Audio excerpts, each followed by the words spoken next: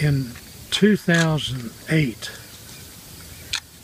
we were named the third best farm in the state of West Virginia.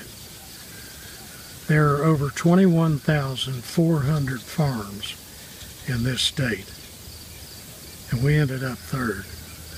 And our local conservation district put us up for that. Up to that point, really people just weren't thinking that a vineyard is a farm, but it is. We're growing crops. It's a farm. I've got about 14 different varieties, 13 or 14, and that's from those 117 that I've tried over the years. My problem was to think I knew it all, and I'd plant these grapes. Oh yeah, I'll be able to get through. It won't be too cold for them.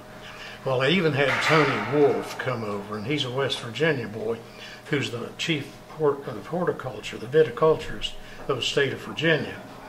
And he's out of Winchester, that's where he's located, but he's out of Virginia Tech. That's, I guess, what his institution is.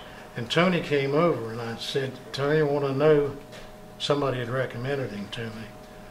I want to know if I can grow grapes here that'll make good wine. Well, he was here for a couple of days, went back, wrote me a letter, and in essence, he said, Dick, whatever you do, don't plant grapes on that golf course. They're not going to make it. So since then, I've had fun with him. I've seen him a couple of times and said, I got some grapes going, got some wine, got all these medals from competitions. And that's what you do when you start out. You know, you send your wines off, see how you stack up against your competition. If you get into something, you got to get into it big time. I mean, this is not a hobby for me.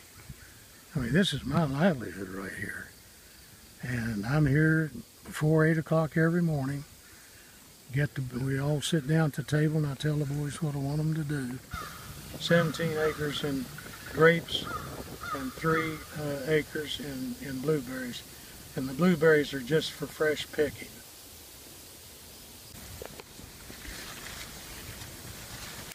This is a grape called Frontenac, and that's a University of Minnesota hybrid Cabernet Sauvignon crossed with Vitis riparia that grows in the woods up there.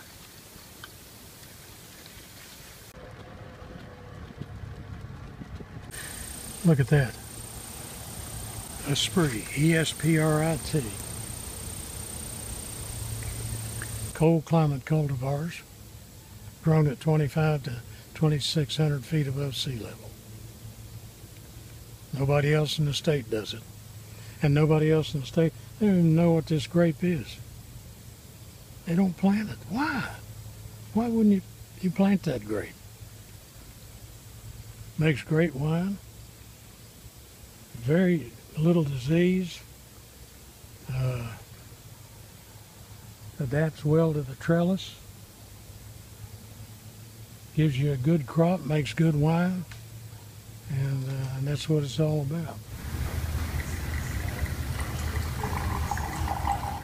And now's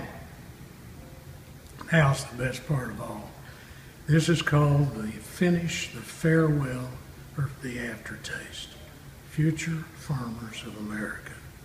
Finish, farewell, aftertaste. If you're still tasting that wine minutes after you swallow it, that's a good wine.